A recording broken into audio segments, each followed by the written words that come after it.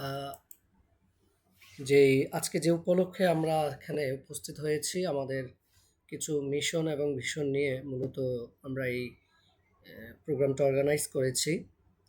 First of হচ্ছে আপনাদের আহ, এক কথায় যদি বলতে চাই সেটা হচ্ছে যে উম্মার স্বার্থে, বিশেষ করে যারা যে সমস্ত বোনরা আছেন এখানে আপনাদেরকে লক্ষ্য করে।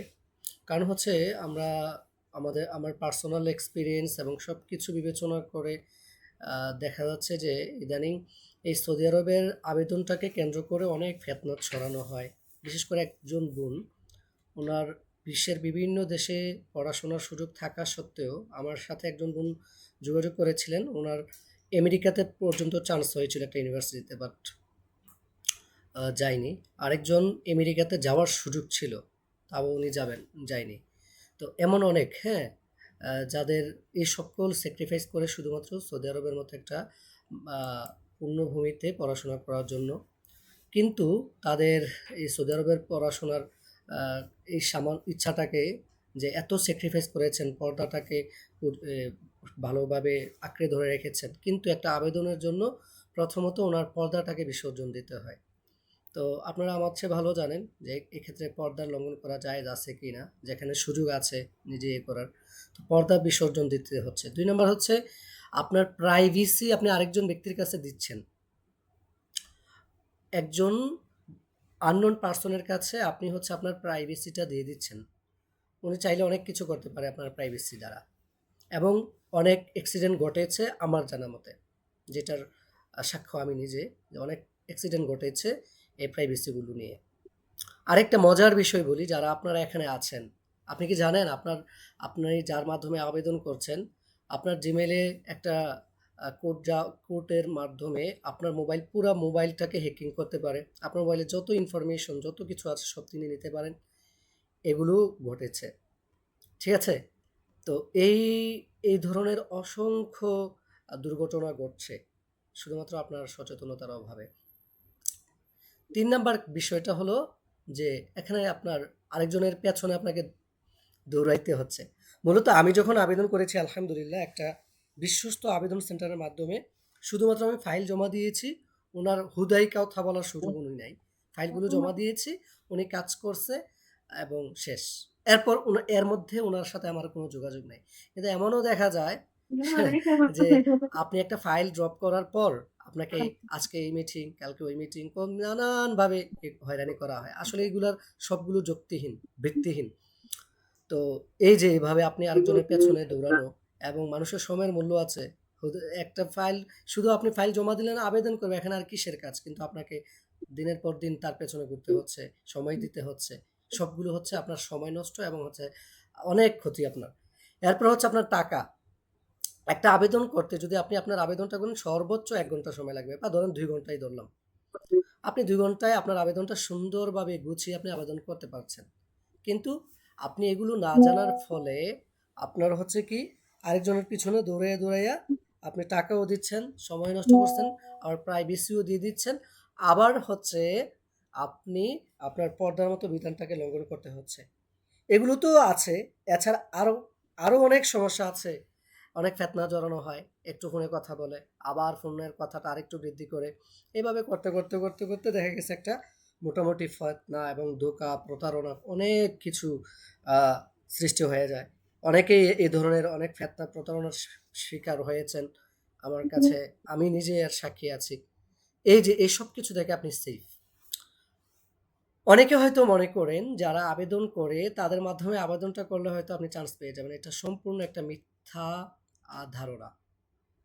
এটা সম্পূর্ণ মিথ্যা ধারণা। আবেদনের যে পোর্টাল, এখানে সবার অধিকার সমান। বরং আপনার আবেদনটা যদি আপনি নিজে করেন সেক্ষেত্রে আপনার বেনিফিটটা বেশি। কারণ দেখেন যারা আবেদন করে তারা কতগুলো আবেদন করে এই দিনের মধ্যে। এই দিনগুলোর মধ্যে তার সবাই তো চায় আমার আবেদনটা আগে হোক। এই যে ফোনের ব্যস্ততা, এটা সেটা, কতগুলো আবেদন তারা করে। আর আপনি একটা আবেদন করবেন, তাহলে কোনটা ভালো? একটু প্লিজ রেসপন্স করবেন। যে একজন ব্যক্তি শত আবেদন করছে, ধরেন তার ২-৩ জন লোক আছে। আর আপনি সচেতনভাবে আপনার আবেদন, একটা আবেদন আপনি করবেন, কোনটা ভালো হবে? আপনারটা ভালো হবে নাকি তাদেরটা ভালো হবে? হ্যালো? আপনারা কি শুনতে পাচ্ছেন আমাকে? আমারটা ভালো হবে, হ্যাঁ, নিজেরটা নিজে করলে ভালো হবে। obviously আপনারটা ভালো হবে। তো সেজন্য অবশ্যই এটা রাখতে হবে। আমি এমনও কিছু আ জিনিস বা দেখেছি যে যেখানে হচ্ছে আপনার এই আবেদন করেছে, এমন কিছু ইউনিভার্সিটিতে আবেদন করেছে যে ইউনিভার্সিটি স্কলারশিপ দেয় না। সে নিজেও জানে না। যারা আবেদন করে তারা নিজেরাও জানে না। হুট করে মনে করেন তাড়াহুড়ো করে আবেদন করেছে তো, হুট করে কয়েকটা ইউনিভার্সিটির যেটা সামনে আসছে বা ২-১ টা ইউনিভার্সিটির নাম বলছে ওইগুলা দিছে এবং ওই ইউনিভার্সিটিগুলোর নাম দিয়ে দিছে। টাকায় টাকা নিল, সময়ে সময়গুলো এই যে একটা স্টুডেন্টের মনে করেন যেটা হুট করে ইউনিভার্সিটিগুলো সিলেক্ট করে দেয়, একটা বছর তাকে অপেক্ষা করতে হচ্ছে এই ভুলের কারণে। আমার পরিচিত একজন ব্যক্তি, তার আবেদন করেছিল একজন ব্যক্তি ৩ টার মধ্যে ২ টা ইউনিভার্সিটি সিলেক্ট করেছে যে ২ টার মধ্যেই কোনো কি দেয় না, স্কলারশিপ দেয় না, ফুল ফান্ডেড। অথচ এখানে আবেদন করে দেওয়া হইছে। আরেকজনের আবেদন করছে কি, হ্যাঁ, উনি ইন্টার পরীক্ষা দিয়েছে যে গতবার। তো মিনিস্ট্রির আবেদনের আগে কিন্তু ইন্টারের সার্টিফিকেট বের হয় নাই। তো উনাকে বলছে যে আপনার ডকুমেন্টস দেন, আবেদন করে দেই। তো উনি বলছে যে আমার তো ইন্টারের সার্টিফিকেট নাই। আমি কিভাবে আবেদন করব? বলল যেগুলা আছে এগুলা দেন। মানে কত বড় প্রতারণা। তার থেকে ৪,০০০ না ৩,০০০ টাকা নিয়েছে। পরে উনার এসএসসির ডকুমেন্টস গুলো দিছে, এগুলাতে আবেদন করছে। এটা কি হবে? আবেদন করতে আপনি আবেদন করছেন ব্যাচেলর।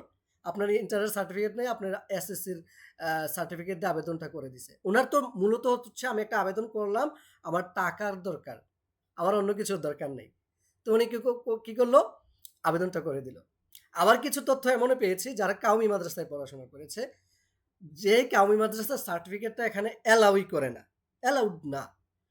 তো তাদের থেকেও টাকা নিয়েছে আবেদন করবে। আবেদন করেছ। অথচ যারা প্রকৃত অর্থে মানে এই স্বচ্ছভাবে কাজ করে তারা বলবে যে না, আমরা এটা আবেদন করি না যেহেতু এটার সাথে মোয়াদালা নেই। কিন্তু উনি নিয়েছে, নিয়ে আবেদন করছে এবং টাকাও হাতিয়ে নিয়েছে। এই যে বিভিন্ন ধরনের ঝামেলা। বাট আপনি ধরেন আপনি কাউমি মাদ্রাসার স্টুডেন্ট, হ্যাঁ, একটা সম্ভাবনা হয়তো কিছুটা থাকতেও পারে আল্লাহর ম্যাজিক্যাল ওয়েতে। তো আপনি আবেদনটা শিখে আপনি আপনার মতো করে করতে থাকেন না। এখানে তো আর কোনো সমস্যা নাই। তো প্রিয় ভাই-বোনেরা, বিশেষ করে যে সমস্ত বোনেরা আছেন, আপনাদের জন্য এটা সবচেয়ে বেশি দরকার যে আমার আবেদনটা আমি স্বচ্ছভাবে করব। আমার পর্দা লঙ্ঘন হতে দিব না। আমার প্রাইভেসি আরেকজনের কাছে আমি দিব না। আমার প্রাইভেসি আমি নিজে রাখবো।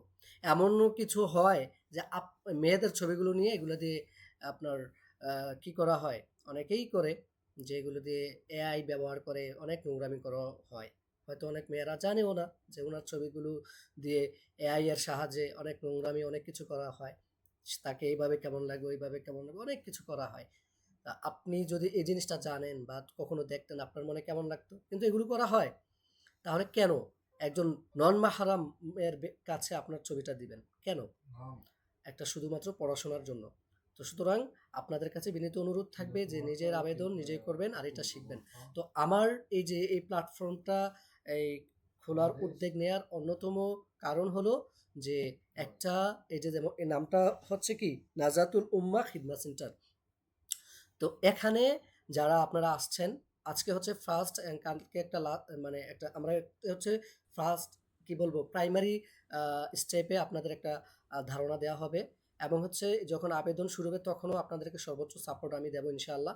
আর এর আগেই আপনাদেরকে আমি যোগ্য করে তুলবো। বিশেষ করে আবেদন শুরু হওয়ার কয়েকদিন আগে ব্যাপক হারে যাতে করে আপনাদের সবার টার্গেট থাকবে, বিশেষ করে কোনো একটা মেয়ে যেন তার আবেদন অন্য কাউকে দিয়ে না করতে হয়। তার আবেদন সে নিজেই করতে পারে। এই ভিশন মিশন নিয়ে আপনারা থাকতে হবে। প্রথমত আপনি নিজে সেফ থাকলেন, ২ নাম্বার হচ্ছে এটা উম্মার খিদমা। এখানে আমার হয়তো টাকা আসবে না, কিছু আসবে না। কিন্তু আপনি আরেকজন বোনকে তাকে আপনি ইসলামী নিয়মগুলো মানার ক্ষেত্রে সাহায্য করছেন, তাকে আপনি সেভ করছেন। এর এটা তো নিঃসন্দেহে একটা কল্যাণের কাজ। আর যদি এর মাধ্যমে একজন ভাই কিংবা বোন আ চান্স পান, পড়াশোনার সুযোগ পান, এই যে ইলম অর্জন করবেন, এর প্রতিটার ক্ষেত্রে কিন্তু আপনার আমলনামায়ও সওয়াব যাবে ইনশাআল্লাহ। তো এজন্য এখানে যারা আছেন, আপনাদের সবার কাছে আমার বিশেষ করে আপনাদের এই যে টিমটা আমার গঠন করা হয়েছে, এই টিমের মধ্যে টিম লিডার হিসেবে কিন্তু এই যে ফাহাদ ভাই ফাহাদ ভাইকে টিম লিডার হিসেবে আমি কাজগুলো, যেহেতু আমার পড়াশোনা আছে, আবার আমি একটা মসজিদের দায়িত্বে আছি, আবার কিছু অফলাইন টিউশনে আছে সৌদিতেই। তো ফলে হচ্ছে আমার ব্যস্ততা খুব বেশি। তো এই জন্য আমি একটা টিম গঠন করে দিয়েছি। এই টিমের টিম লিডার হচ্ছে এই ফাহাদ ভাই। আহ, আমি যত অ্যানাউন্সমেন্ট যেগুলো আসবে আমি ওনার মাধ্যমে দিব। আরেকজন মেয়ে আপু লাগবে, যিনি হচ্ছে মেয়েদের সাথে যোগাযোগটা, কমিউনিকেশনটা কন্টিনিউ করবে, আর উনি হচ্ছে ছেলেদের সাথে যোগাযোগটা, কমিউনিকেশনটা কন্টিনিউ করবে। এটার দ্বারা আপনারা নিজেরা ফার্স্ট অফ অল আপনাদের পয়েন্ট অফ ভিউটা এমন থাকতে হবে যে আপনাদের ভীষণ মিশনটা থাকতে হবে যে আমি কাজটা পরিপূর্ণভাবে শিখবো, যে সৌদি আরবে কীভাবে আবেদন করতে হয় এই জিনিসটা আমি নিজে শিখে আমার যত আবেদন আছে আমি নিজে করব। হ্যাঁ, আমি কারো দ্বারস্থ হব না। এটা হলো ফার্স্ট টার্গেট। সেকেন্ড টার্গেট হচ্ছে আমার আয়ত্তাধীন, আমার সাধ্য অনুযায়ী আমি যতটুকু পারি আমি এটাকে ছড়িয়ে দিব। অন্যান্য যত গুণ আছে, যেমন আগামী মিনিস্ট্রির আসতে আসতে আমি আরও অনেকগুলো ধরেন এরকম সেশন নিব ইনশাল্লাহ, যাতে করে অনেকেই সম্পৃক্ত হতে পারে, অনেকেই জানতে পারে, বুঝছেন? তো এভাবে আপনারাও তাদেরকে সম্পৃক্ত করার চেষ্টা করবেন, আপনারা নিজে শিখে আবার আপনারাও শিখাবেন, এবং আবেদনের ক্ষেত্রে কোনো সমস্যা হলে তাদেরকে সাপোর্ট দিবেন লি ওয়াজহিল্লাহ। এর প্রতিদান আপনারা পাবেন শুধুমাত্র তাদেরকে ফিতনা থেকে মুক্ত করার জন্য। তো এভাবে আমি টিম ওয়াইজ, এটা হচ্ছে ভলান্টিয়ার একটা ওয়ার্ক। আপনারা ভলান্টিয়ারি যে কাজগুলো থাকে সেগুলোর মধ্যে কিন্তু অনেক অপরচুনিটি থাকে, অনেক স্কিল আপনার অ্যাচিভ হয়, তো অনেক অ্যাচিভমেন্ট এর মধ্যে থাকে। তো এটা হচ্ছে দুনিয়াবি ক্ষেত্রে আপনি এর বড় একটা অ্যাচিভমেন্ট আপনি পাবেন। আমি আরও ব্যাপকভাবে যদি স্টুডেন্টস অনেক ভালোভাবে সাড়া দেয়, এটাকে ভালো একটা ভলান্টিয়ার গ্রুপ হিসেবে দাঁড় করাবো হায়ার স্টাডির ব্যাপারে, শুধু সৌদি আরব না, অন্যান্য কিছু ইউনিভার্সিটির সাথেও, এবং ইনশাআল্লাহ কিছু পিএইচডি হোল্ডার ডক্টরদেরকেও আমি এখানে ইনভলভ করে তাদের দিয়েও কিছু সেমিনার নেওয়াবো ইনশাআল্লাহ, এবং হায়ার স্টাডির ব্যাপারে যে দিক নির্দেশনাগুলো দেওয়ার দরকার তাদেরকে দিয়েও ইনশাআল্লাহ নেওয়াবো ইনশাআল্লাহ। যে বিশেষ করে আপনি অন্যান্য নেটওয়ার্ক সমস্যা কি ভাই কান্ট্রিতে। আপনার ভাই ওখানে? হ্যালো, আপনাকে শুনতে পাচ্ছেন? বললাম আপনার ওখানে কি ভাই নেটওয়ার্ক সমস্যা আছে? না না না, আমার তো ক্লিয়ার। আপনারা শুনতে পাচ্ছেন ক্লিয়ার সবাই?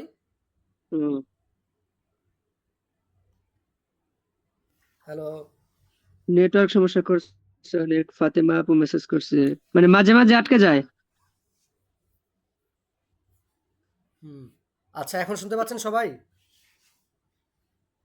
জি জি জি জি, এখন শোনা যাচ্ছে, এখন ক্লিয়ার। আচ্ছা। তো আজকে আমাদের মূলত তারিখ ছিল ২ টা। যে আজকে এবং কালকে। ঠিক আছে? তো আজকের আমাদের যেই ম্যানেজমেন্টের যে সিস্টেমটা, মূলত ফাহাদ ভাই লিংক দিবেন হচ্ছে আপনি আমাদের সেশন শুরু হওয়ার কমপক্ষে ১০ মিনিট আগে লিংকটা থাকতে হবে। যাতে করে সবাই নির্ধারিত সময়ের আগেই জয়েন এটা হয়। তো ভাইজান আমি বিকেলেই লিংক দিয়ে রাখছিলাম, এটা তো স্কেডিউল করা ছিল, তো বিকেলে লিংক দেওয়া ছিল। আর না, দ্বিতীয়ত আপনি কথা হচ্ছে, এইভাবে যেহেতু হয়তো আমরা কেউ জুম জয়েন মিটিং করতে করতেছি, পারবে না জুমে। গেস্ট পারমিশন ছাড়া। তো আপনি ১০ মিনিট জি আগে জি জি। জয়েন করতে হবে। ১০ মিনিট আগে সবাই জয়েন করবে। তো মূল কথা হচ্ছে আমাদের আচ্ছা আচ্ছা। সেশন ছিল বৃহস্পতিবার, শুক্রবার ২ দিন হওয়ার কথা ছিল। তো এইটা ইনশাআল্লাহ আ ৩ দিন করা হলো। আজকে আমরা মূলত কিছু এই যে দিক নির্দেশনার কথাগুলো বলবো। কালকে থেকে শুক্র, শনিবার এই ২ দিন মূলত মূল পর্ব থাকবে, এবং আপনাদের পরিচিত যারা আছে সবাইকে ভাইজান, যুক্ত হওয়ার জন্য বলবেন। জি বলেন। আগামী শনিবারে আমি হয়তো বা উপস্থিত থাকতে পারবো না, কারণ সমস্যা নাই, এখানে আরেকজন আমার মসজিদে থাকবে। শনিবার দিন মাহফিল আছে। আচ্ছা, সমস্যা নাই, আরেকজন থাকবে। আর মেয়েদের মধ্যে একজন আমার ছেলেদের মধ্যে টিম লিডার তো ফাহাদ ভাই আছে। মেয়েদের মধ্যে আরেকজন টিম লিডার লাগবে। যারা হচ্ছে মেয়েদের সাথে কমিউনিকেশনটা করবে। আর ছেলেদের সাথে যত কমিউনিকেশন আছে ফাহাদ ভাই করবে, এবং যত অ্যানাউন্সমেন্ট আমার পক্ষ থেকে যত অ্যানাউন্সমেন্ট আসবে এটা আমি ফাহাদ ভাইকে জানাবো, উনি গ্রুপে দিবে। আর এই হচ্ছে আমাদের কার্যক্রমগুলো চলবে ইনশাআল্লাহ। যাতে করে আগামী মিনিস্ট্রির অ্যাপ্লিকেশনগুলো, হ্যাঁ, তো ওখানে কতগুলো অ্যাডভান্টেজ আমি বললাম। আরেকটা অ্যাডভান্টেজ হচ্ছে, ধরেন আপনি এই কাজটা শিখে গিয়ে ধরেন আপনি এটাকে প্রফেশনাল হিসেবে নিতে পারেন বৈধভাবে। কারণ এটা তো হারাম না। আপনি ধরেন ইনসাফ করে আপনি প্রফেশনাল মোডে যদি আপনি নিয়ে হচ্ছে এটা দিয়ে কিছু বেনিফিট নিতে চান, তাও আপনি নিতে পারবেন। যখন আপনার স্কিল একটা জানা হলো, ভালোভাবে ইয়ে করলেন, সেটা আরকি। আর একটা দেশের ইউনিভার্সিটির সম্পর্কে যখন আপনার তথ্য জানা থাকবে, আবেদনের প্রসিডিউরস গুলো জানা থাকবে, তখন কিন্তু আপনি অনেক ক্ষেত্রে আপনার অভিজ্ঞতা চলে আসবে। আর সবচেয়ে বড় কথা হচ্ছে একটা নেটওয়ার্কিং তৈরি হয় এবং একটা স্কিল হয়। আচ্ছা, এটা হলো আমার এই আবেদন সংক্রান্ত কথাগুলো বললাম, এগুলো মাথায় রাখবেন। আর বিশেষ করে গুরুত্ব সহকারে কাজটা শেখার চেষ্টা করবেন।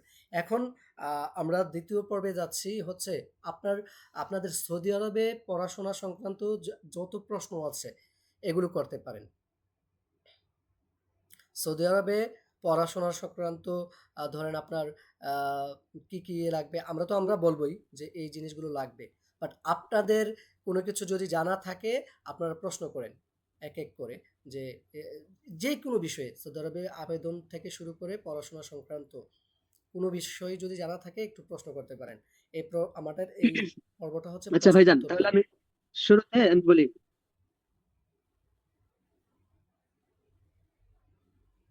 জি বলেন। আচ্ছা, তাহলে আমি প্রশ্ন দিয়ে শুরু করি ভাইজান। জি, জি।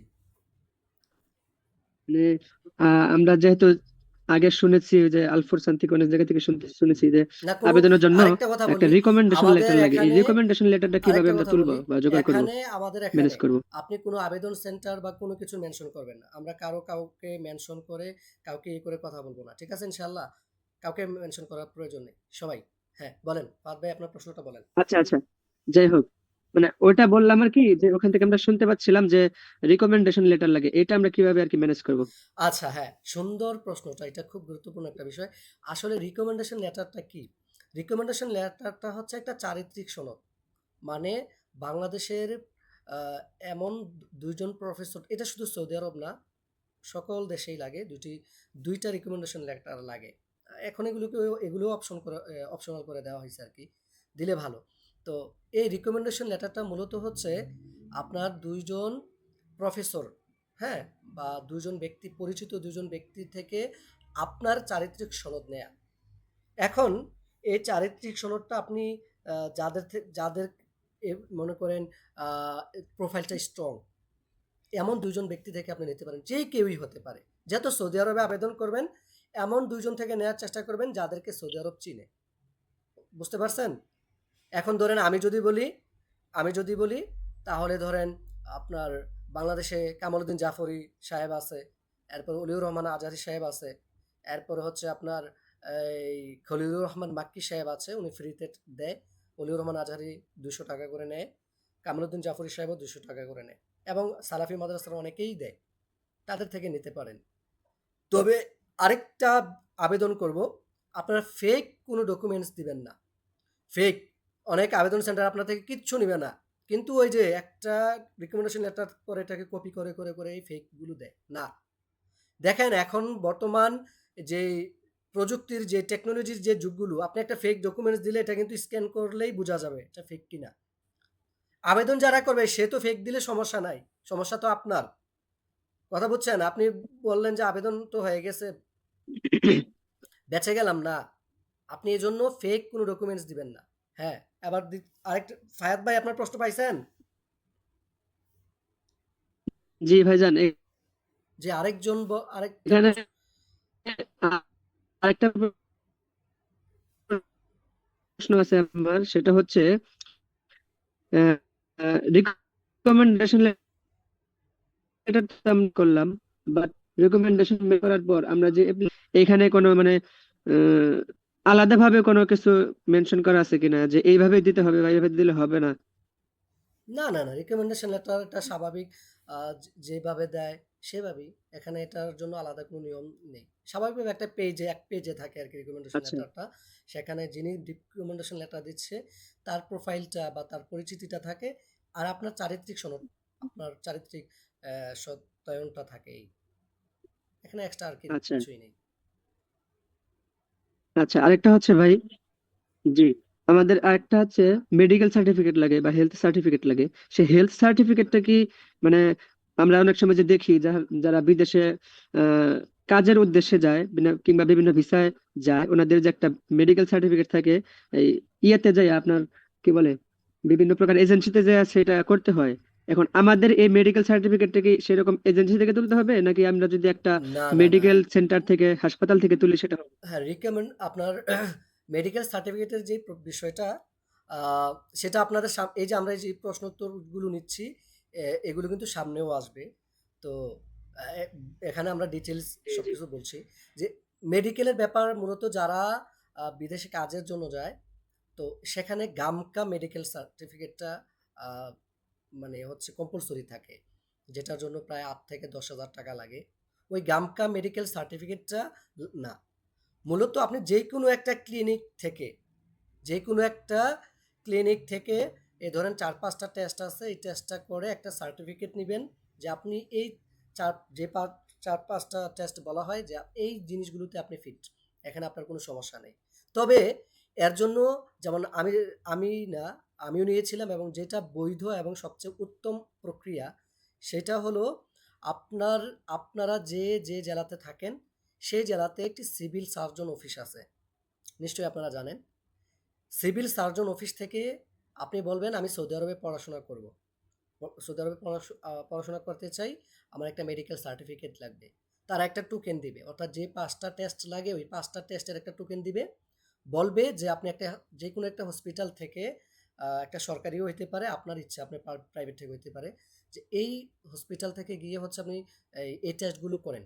আর তখন আপনাকে সিভিল সার্জন অফিসে 500 টাকা ব্যাংক ড্রাফট করতে হবে। 500 টাকা ব্যাংক ড্রাফট করার পর আপনি টোকেনটা নিয়ে কোনো একটা আপনার যেখানে সুবিধা হয় সেখানে টেস্টগুলো দিয়ে ওই হসপিটাল থেকে একটা সার্টিফিকেট আপনাকে দিবে, মানে টেস্টের ডকুমেন্টসগুলো দিবে আর কি, আপনার পরীক্ষায় যেগুলো আসবে রেজাল্ট। তারপর ওই রেজাল্টগুলো আপনি হচ্ছে সিভিল সার্জন অফিসে জমা দিয়ে আপনি আপনার তখন তারা আপনাকে একটা সার্টিফিকেট দেবে। এই সার্টিফিকেটটা গ্রান্টেড, এটা পৃথিবীর যে কোথাও মানে যেখানেই যান এই সার্টিফিকেটটা গ্রান্টেড, যেহেতু সিভিল সার্জন অফিস এটা বাংলাদেশ গভর্নমেন্ট থেকে একটা স্বীকৃত অন্যতম গ্রহণযোগ্য একটা প্রতিষ্ঠান, সুতরাং তখন আপনার এই সার্টিফিকেটটা একবারে গ্রান্টেড এবং গ্রহণযোগ্য। তো এই জন্য এই প্রক্রিয়াটা হচ্ছে বেস্ট ওয়ে।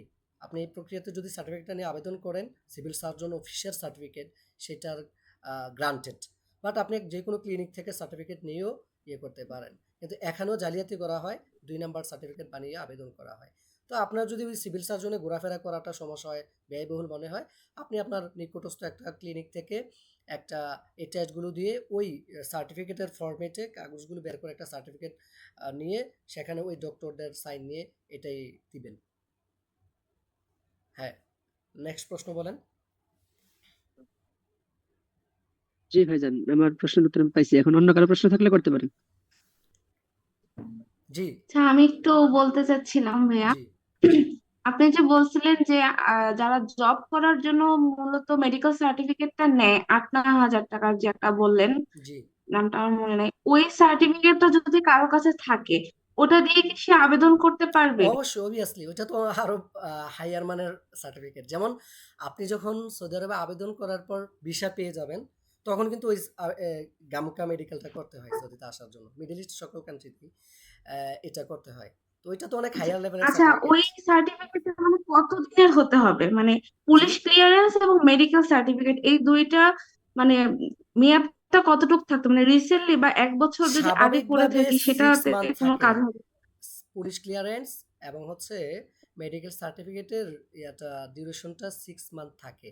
কিন্তু আপনি আহ, আবেদন আবেদনের সময় এটা 6 মান্থ না, আপনি 2 বছর পর্যন্ত করতে পারেন, বা 1 বছর পর্যন্ত করা ভালো আর কি। 1 বছর পর্যন্ত কোনো প্রকার সংকোচ মানে দ্বিধাদ্বন্দ্ব ছাড়া আপনি আবেদন করতে পারবেন ওই ডকুমেন্টসগুলো দিয়ে। 2য় বর্ষ করতে পারেন, তবে ভালো ভালো হচ্ছে কি রিনিউ হ্যাঁ, করে এটা দেয়া। এটা করা হয়েছিল মে মাসে। হুম, মানে 2025, ভাই, শোনা যাচ্ছে কথা? হ্যাঁ 25-এ।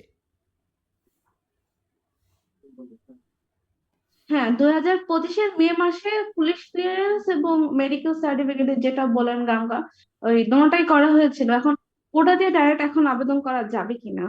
হ্যাঁ, আপনি এই যে এখন যে আবেদন সামনে শুরু হবে, তখন হচ্ছে আপনি ওইগুলো দিয়ে করতে পারবেন, ইনশাল্লাহ করবেন।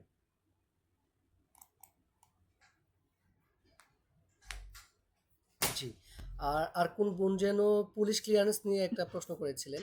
আমি করছিলাম কাতারে হামাদ বিন খলিফা ইউনিভার্সিটিতে। তো ওখানে দেখলাম যে রিকমেন্ডেশন লেটারে যে প্রফেসরকে মানে তার নাম দেওয়া হচ্ছে, তার জিমেইলে একটা মেইল যাচ্ছে ইউনিভার্সিটি থেকে।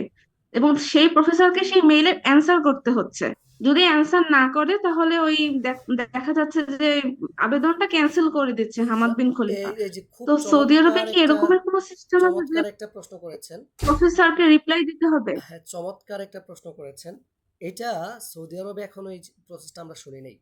এটা বেশ কিছু ইউনিভার্সিটির মানে ক্রাইটেরিয়ার মধ্যে এটা আছে যে আপনি যে যে প্রফেসরের রিকমেন্ডেশন লেটার আপনি নিলেন, এটা বিশেষ করে ইউরোপিয়ান কান্ট্রিতে কিন্তু এটা বেশি হয়। মানে বেশি না, মানে ম্যাক্সিমাম এটাই হয়। যাদের রিকমেন্ডেশন লেটার আপনি পাঠালেন তাকে মেইল করা হবে। আসলে কি আপনি তার থেকে রিকমেন্ডেশন লেটার নিয়েছেন, বা আসলে কি তিনি আপনার চারিত্রিক সনদ দিয়েছে কিনা এটা সত্যায়নের জন্য। তো এজন্য আপনি হচ্ছে এই পরিচিত এমন ভালো লোকদের থেকে নেওয়াটাই ভালো, যারা হচ্ছে এ করবে। বাট ওই যে অলিউর রহমান আজহারি বলেন বা হচ্ছে কামালউদ্দিন জাফরি বলেন বা যাদের নাম বললাম, এরা কখনো এটা করবে না, কারণ তারা গণহারে দেয় তো, হাজার হাজার শত শত ছেলে মেয়েদেরকে দেওয়া হচ্ছে, তাহলে ওনারা কয়জনের মেইলের রিপ্লাই দিবে। আর সৌদি আরবে এটা এই যাচাইটা হয় না, ইনভেস্টিগেশনটা এইভাবে সৌদি আরবের ইউনিভার্সিটিগুলো করে না।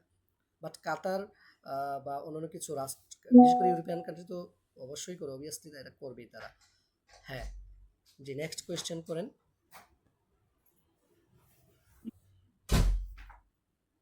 আমি হচ্ছে আজকে ওই আর যে আমি যাদের নাম নেটওয়ার্কে বলছি হয়তো তারা কি আপনাদের মেয়েদের একটু আজকে দিচ্ছে? সমস্যা হচ্ছে, এই জন্য আজকে আমরা অ্যাপ্লিকেশনের ডিপলি যাচ্ছি না।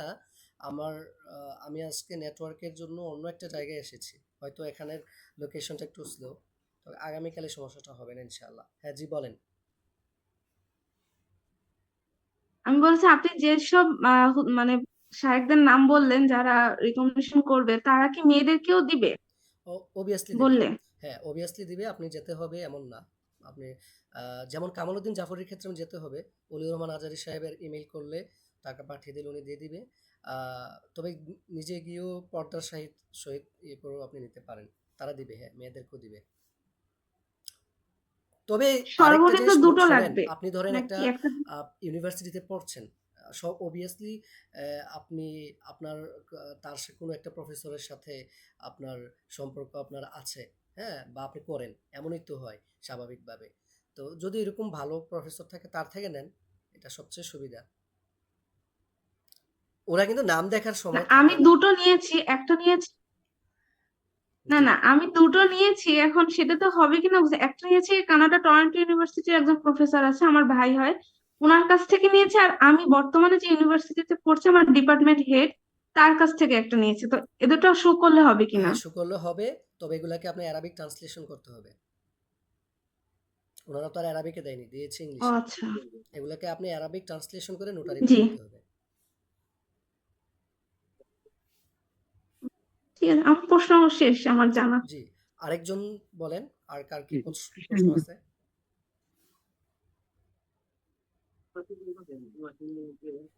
জি, আর কারো কোনো প্রশ্ন আছে? কি কি সাবজেক্ট নেওয়া যাবে? সাবজেক্ট হ্যাঁ, সাবজেক্টের ক্ষেত্রে কি কি সাবজেক্ট নেওয়া যাবে? সাবজেক্টের ব্যাপারে একটা সুখবর আছে। আগে হচ্ছে আপনার মেডিকেল সাবজেক্টগুলো ছাড়া সকল সাবজেক্টে পড়াশোনা করা যায়। এটা হচ্ছে গ্রেট অপরচুনিটি ফর ইউ। হচ্ছে আপনার কি বলে কেএসএতে আপনার আহ, আগেরটা বলি যে শুধুমাত্র আপনি মেডিকেল সাবজেক্টগুলো ছাড়া যে কোনো আর্টস, কমার্স, সায়েন্সের অন্য যে কোনো সাবজেক্ট নিয়ে আপনি পড়াশোনা করতে পারতেন আগে, ছিল সুযোগটা। এখন একটু সুযোগটা আরো বাড়ানো হয়েছে, মেডিকেলের কিছু সাবজেক্ট, কিছু কিছু ইউনিভার্সিটি মেডিকেল সাবজেক্টগুলোও পারমিশন দিচ্ছে আলহামদুলিল্লাহ। এই সুবাদে আমরা বলতে পারি যে মেডিকেলের কিছু সাবজেক্ট কিছু ইউনিভার্সিটি, আর অন্য সকল সাবজেক্ট সকল ইউনিভার্সিটিতে আপনি পড়তে পারবেন ইনশাআল্লাহ। আমি যতদূর জানি যে শুধু ইসলামিক স্টাডিজ আর হচ্ছে ভাষা শিক্ষা এই দুটা শুধু নেওয়া যায়, এরপর আর্টস না, থেকে আর না, কি কি না। নেওয়া যাবে? এটা খুব আপনি এটা হচ্ছে আপনি ভালো ইনফরমেশন পেয়েছেন। যেমন আমি যদি আমার ইউনিভার্সিটির কথা বলি, আমাদের টাইপ ইউনিভার্সিটিতে যখন আমরা আমাদের সাবজেক্ট চয়েসের লিস্ট দেওয়া হয়েছিল, আমাদের জন্য সবগুলো উন্মুক্ত ছিল শুধুমাত্র মেডিকেল সাবজেক্টগুলো ছাড়া। তো আমাদের আমরা যে ব্যাচে ল্যাঙ্গুয়েজ কোর্স শেষ করে অনার্স শুরু করেছিলাম, সেই ব্যাচে তো আমরা কেউ ইসলামিক সাবজেক্ট নিয়েছি, যেমন আমার একজন বাঙালি স্টুডেন্ট ভাই, উনি ইংলিশ নিয়েছে, বুঝছেন। এবং হচ্ছে আমাদের পাকিস্তানের কিছু ভাই তারা কম্পিউটার সায়েন্স নিয়েছে, কেউ নিয়েছে হচ্ছে আপনার অ্যাকাউন্টিং, কেউ নিয়েছে ফাইন্যান্স, বুঝছেন? আবার কেউ হচ্ছে আপনার বিভিন্ন অন্যান্য কোর্সেও গিয়েছে। এগুলা আমাদের সাথে। আবার কেউ সাংবাদিকতার সাবজেক্টও নিয়েছে। শুধু ইসলামিক আর জি, বলেন। প্রিন্সেস নোরাতে শুনেছিলাম যে শুধু না, প্রিন্সেস নোরাতে শুনেছিলাম এখানে যে শুধু আপনাদের একটা ইসলামিক আমি আরেকটা ইনফরমেশন দিতে চাই। আপকামিং যে আবেদনটা শুরু হবে সেখানেও আপনার ভাইজান, প্রিন্সেস মাঝখান থেকে একটা কথা বলি। জি। না, আচ্ছা উনার আনসারটা আগে হোক, এরপর আপনি প্রশ্ন করেন। ভাইজান, মাঝখান থেকে প্রিন্সেস কথাটা হচ্ছে, নুরাতে হ্যাঁ, হ্যাঁ, না না, আমার কথাটা হচ্ছে যে জি বলেন।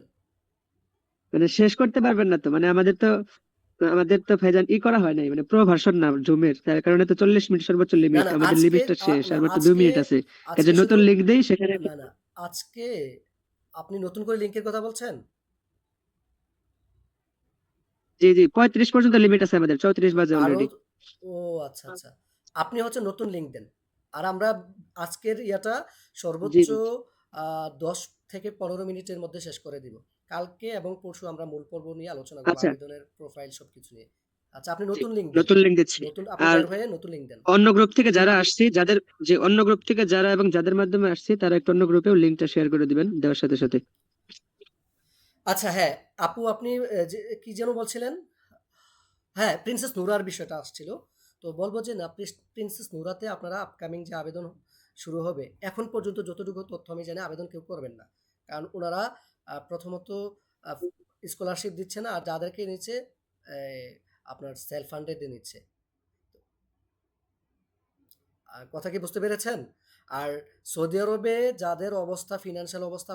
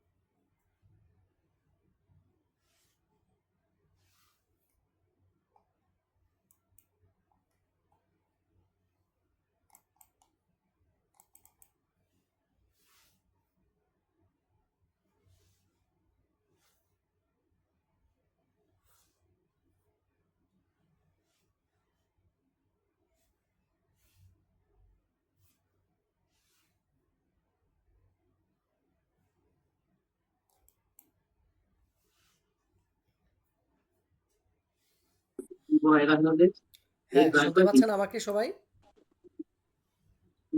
জি ভাইজান, শোনা যাচ্ছে। হ্যাঁ, তো যেটা কোথায় যেন আমরা বলছিলাম কি বিষয়ে? প্রিন্সেস নোরা, হ্যাঁ, প্রিন্সেস নোরার প্রিন্সেস বিষয়টা নোরা। হচ্ছে এখন পর্যন্ত যতটুকু জানি ওদের সিট নেই। তো এটা হলো একটা বিষয়। আরেকটা হচ্ছে স্কলারশিপ দিচ্ছে না। সেলফ ফান্ডেড এ পড়াশোনা। এখানে আমি নিজ থেকে আরেকটা আপনাদেরকে ২ টা বিষয়ের কথা বলি। একটা হচ্ছে সৌদি আরবে এখন ৩ টা সিস্টেমে পড়াশোনা হয়। একটা হচ্ছে ফুল ফান্ডেড স্কলারশিপ। ফুল ফান্ডেড স্কলারশিপের সম্পর্কে একটা সুসংবাদ হচ্ছে, এখন স্কলারশিপের পরিমাণটা বাড়ানো হয়েছে, ৫০০ করা হয়েছে আলহামদুলিল্লাহ। মানে যেটা আগের চেয়ে দ্বিগুণ। তো সেক্ষেত্রে একটা অনেক বড় সুযোগ, যে আগে যেখানে ২৫০টার মতো ছিল, ২৫০ কম দেওয়া হতো, ২৫০ বেশি যেত না। আর এখানে সৌদি থেকে জানানো হয়েছে যে ৫০০ দিবে শিওর। আলহামদুলিল্লাহ, এটা অনেক বড় সুবর্ণ সুযোগ। আরেকটা বিষয় হচ্ছে যে সৌদি আরবের ৩ টা সিস্টেম। তো এটা গেল স্কলারশিপের, full funded scholarship. Full funded স্কলারশিপে আপনার এই আপনার থাকা খাওয়া, থাকা ফ্রি, এবং প্রতি মাসে ৮৪০ রিয়াল করে আপনাকে দেওয়া হবে। প্রতি বছরে ৯০০ রিয়াল, যেটা বিডি টাকায় ৩০,০০০ প্লাস বই কেনার জন্য দেওয়া হবে। প্রতি বছর দেশে আসা যাওয়ার রিটার্ন টিকিট দেওয়া হবে। দেশে যেই ২.৫ মাস ৩ মাস থাকবেন, ওই সময়টাও আপনাকে বেতন দেওয়া হবে। প্লাস আপনাদের ফ্যামিলি, বিশেষ করে ছেলেরা, তাদের ফ্যামিলি মেম্বার্স যারা যারা আছে তাদেরকে আনার জন্য ভিসা পায়, এবং হচ্ছে এদেশে আসার পর তারা ইকামা পেয়ে যান। এটা হলো আরেকটা হচ্ছে সেলফ ফান্ডেড। হ্যাঁ, সেলফ ফান্ডেড হচ্ছে ফুলি আপনাকে পরিশোধ করে পড়াশোনা করতে হবে। যদি বলি ফুলি পরিশোধ পড়াশোনার বিষয়টা, তাহলে এটা so expensive. As a Bangali we can do it okay, এটার এফোর্টটা অনেক বেশি। তো এই সুবাদে আপনার এক্সপেন্সিভ বেশি হওয়ার কারণে আমি মনে করি যে সেলফ ফান্ডেডে সৌদি আরবে পড়াশোনার স্বপ্ন না দেখাই ভালো। অনেক অনেক, যেমন ধরেন প্রতি সেমিস্টারে 12 থেকে 18 হাজার রিয়াল। এবার হিসাব করেন কত টাকা প্রতি সেমিস্টারে আসবে। এরপরে আপনার যদি এদেশে থাকার কথা বলি, থাকা খাওয়া, একটা বাসা যদি আপনি নেন, মিনিমাম একটা বাসা ভাড়া হচ্ছে 800 রিয়াল মিনিমাম। 800 রিয়াল বিডি টাকায় প্রায় 30,000-এর কাছাকাছি চলে যায়, বা ধরুন 25,000 প্লাস বাসা ভাড়া। এরপর আপনার থাকা খাওয়ার যে বা অন্যান্য খরচ যদি হিসাব করেন, মোটামুটি 40,000 থেকে 50,000 টাকা লাগবে শুধু আপনার বাসা ভাড়া, থাকা খাওয়া। এটা হলো ফুল ফান্ড, মানে সেলফ ফান্ডেডে। আরেকটা হচ্ছে পার্শাল স্কলারশিপ। যেমন উমুল কোরাতে রিসেন্টলি যারা চান্স পেয়েছে তাদেরকে পার্শাল স্কলারশিপ দেওয়া হচ্ছে, মানে আপনার কোনো টিউশন ফি দিতে হবে না, বাট আপনার খরচ আপনাকে বহন করতে হবে। তাহলে সেক্ষেত্রে মাথায় রাখতে হবে দেশ থেকে আসা যাওয়ার রিটার্ন টিকেটের খরচ। হ্যাঁ, এরপর হচ্ছে আপনি যদি ইউনিভার্সিটিতে, যদি এখানে আবার দুইটা বিষয় আছে যে ইউনিভার্সিটি থেকে আপনার ডরমিটরি দেওয়া হবে কিনা, একুমোডেশন দেওয়া হবে কিনা। যদি একুমোডেশন দেওয়া থাকে, আপনি অনেক বড় একটা ছাড় পেয়ে গেলেন। আর যদি বলি বলে যে একুমোডেশন দিবে, দেওয়া হবে না, তখন সমস্যা। বললামই, যদি একুমোডেশন বাসা ভাড়াটা খুব খুব অনেক অনেক বেশি এখানে সৌদি আরবে। মিনিমাম 800 রিয়াল, বললামই তো 800 রিয়াল একটা বাসা ভাড়া। বিশেষ করে মেয়েরা, আপনি তো আর এই যে কি বলে আপনি তো ব্যাচ শেয়ার করতে পারবেন না, আপনাকে অবশ্যই একটা আলাদা বাসা নিতে হবে। তো সেক্ষেত্রে 800 রিয়াল। ছেলেদের ক্ষেত্রে হয়তো 3-4 জন 5 জন মিলে একটা বাসা নিতে পারে, বাট মেয়েরা তো আর পারবে না। তো সেই হিসেবে এটা অনেক বেশি। আর যদি পার্সোনাল খরচ বলি, এখানে নেটের খরচ অনেক অনেক বেশি। নেটের ধরেন আপনার পার মান্থ 150 রিয়াল করে ধরেন। হ্যাঁ, নেট খরচ পার মান্থ 150 রিয়াল করে আপনার নেট খরচ দিতে হবে। এবং হচ্ছে আপনার খাওয়ার জন্য সর্বনিম্ন 300 রিয়াল লাগবে, তাহলে 450 রিয়াল। 300 খাওয়ার জন্য 150 নেট, 450 রিয়াল। এরপর আপনার যাতায়াত খরচের জন্য কিছু লাগবে। তো সেক্ষেত্রে ধরেন আরো 150 রিয়াল ধরেন, বা 100 রিয়াল ধরি, তাহলে সর্বনিম্ন 500 রিয়াল আপনার লাগবে দেশ থেকে আনা। তাহলে বিডি টাকায় প্রায় 18 থেকে 20,000 টাকা যদি পার্সোনাল স্কলারশিপ পান, একুমোডেশন দেয়, তাও আপনার পার মান্থ আপনাকে 20,000 টাকা খরচ করতে হবে বাড়ি থেকে এনে। এটা হচ্ছে সেলফ ফান্ডেড। আর পার্সোনাল স্কলারশিপ তো বললাম আরো বেড়ে যাবে খরচটা। আর সরি, পার্সোনাল স্কলারশিপে আপনার প্রতি মাসে 15 থেকে 20,000 টাকা খরচ করতে হবে সৌদি আরবে। আর যদি সেলফ ফান্ডেড হয়, এটা আরো বেড়ে যাবে। আর ফুল ফ্রি স্কলারশিপ পেলে আলহামদুলিল্লাহ ভালো। আচ্ছা, আর কারো কোনো প্রশ্ন আছে? আমরা শেষ করে ফেলবো সেশনটা আর কিছুক্ষণ পরেই। আমার একটু প্রশ্ন ছিল ভাই, আর জি, একটু। বলেন। আপনি যে বলছেন যে মেডিকেলের যে সাবজেক্ট গুলো আছে, মেডিসিনের সেই সাবজেক্ট গুলো নিয়েও পড়তে হবে, এখানে কি কোনো তাদের রিকমেন্ড আছে যে মানে কি বলবো, যে ওটাকে কি বলে, যে রেজাল্ট এত% থাকতে হবে বা যোগ্যতা এত থাকতে হবে, তাহলেই শুধু সাবজেক্ট নিতে পারবো? হ্যাঁ, মাশাআল্লাহ, খুব ভালো একটা প্রশ্ন করছেন। সাবজেক্টের ক্ষেত্রে আপনার অবশ্যই রেজাল্টের একটা দখল সেখানে আছে। আপনি ধরেন ইঞ্জিনিয়ারিং একটা সাবজেক্ট নেবেন। তো ইঞ্জিনিয়ারিং সাবজেক্টগুলো নেওয়ার জন্য অবশ্যই আপনার ভালো একটা রেজাল্ট লাগবে। আপনার বিগত বিষয়ে, যেমন ইঞ্জিনিয়ারিং পড়ার জন্য বা মেডিকেল সাবজেক্টে পড়ার জন্য সায়েন্স ব্যাকগ্রাউন্ড হতে হবে। এটা হলো ফার্স্ট ক্রাইটেরিয়ার মধ্যে একটা রিকোয়ারমেন্ট, ফার্স্ট রিকোয়ারমেন্ট। এবং হচ্ছে আপনার আরেকটা বিষয় হলো যে রেজাল্টটা ভালো হওয়া। তো যাদের 3.80-র উপরে, যাদের রেজাল্টটা 3.80 বা 4 পয়েন্টের উপরে যাদের থাকবে, আশা করি তারা মোটামুটি চেষ্টা করতে পারবেন। 4 পয়েন্টের উপরে থাকলে মেডিকেল বা অন্যান্য বিষয়গুলো সম্ভব হইতে পারে। তবে ইউনিভার্সিটি ভেদে আবার তারা আরেকটু উপরে করতেও পারে। এক্ষেত্রে আরেকটা ক্রাইটেরিয়া জুড়ে দেওয়া হয়, সেটা হলো আপনি যখন ল্যাঙ্গুয়েজ কোর্স করবেন, ওই ল্যাঙ্গুয়েজ কোর্সের যে সার্টিফিকেট, যে পড়াশোনার মান, সেক্ষেত্রেও আপনাকে কি একটা ভালো রেজাল্ট করতে হবে। আপনি যখন ল্যাঙ্গুয়েজ কোর্সে একটা ভালো রেজাল্ট করবেন, সেটারও কিন্তু আচ্ছা, ধরেন আপনি ল্যাঙ্গুয়েজ কোর্সে মোটামুটি রেজাল্ট করলেন, তখনও কিন্তু আপনি যেই সাবজেক্ট ইচ্ছা নিতে পারবেন না।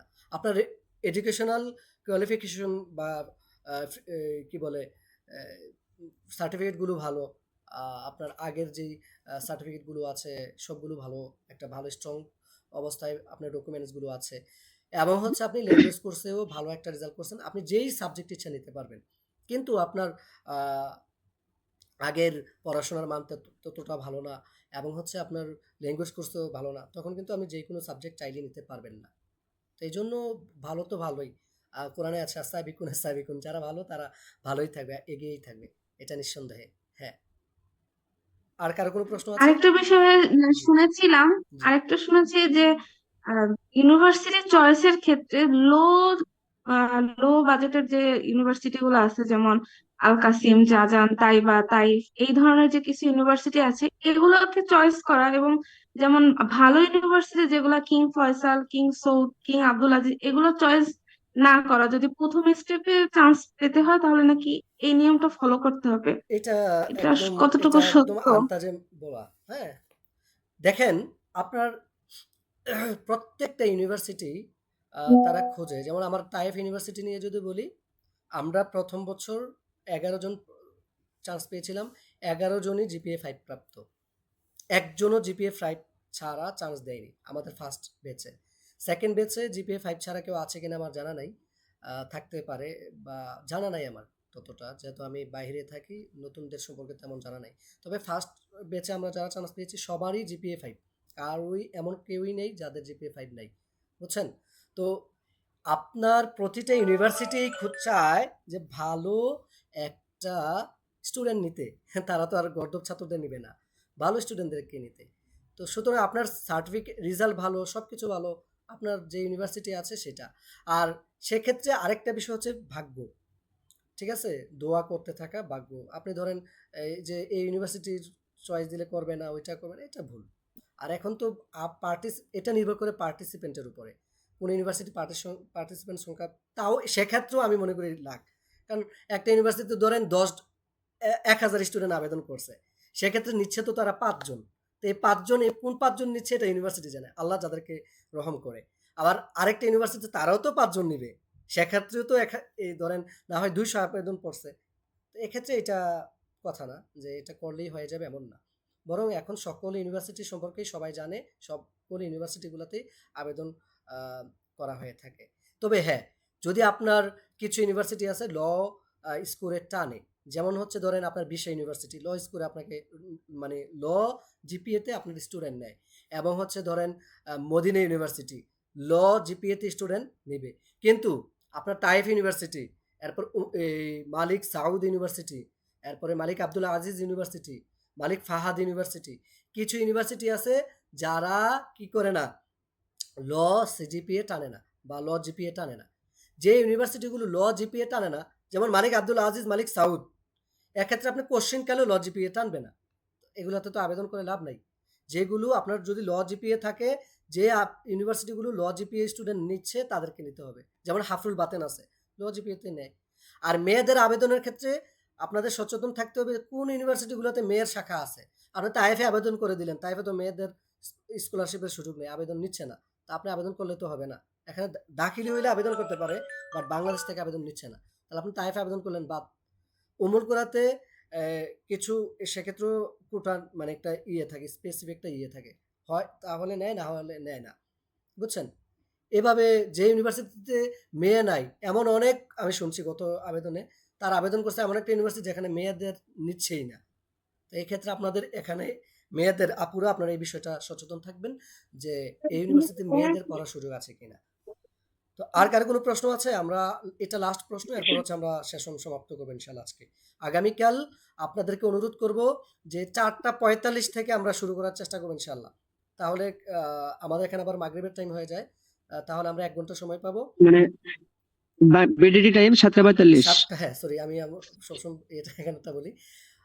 বিডি টাইম 7:50 থেকে আপনারা আমরা শুরু করে দেবো ইনশাল্লাহ। বিডি টাইম 7:50 থেকে, আর আগামীকাল থেকে মূল তাহলে পর্ব শুরু 10 হবে। মিনিট আগে আমি লিংক দিয়ে দিব। হ্যাঁ, আর জি, আর আজকে আমাদের লাস্ট প্রশ্ন নিচ্ছি, আর কার কি প্রশ্ন আসে বলেন, লাস্ট প্রশ্ন।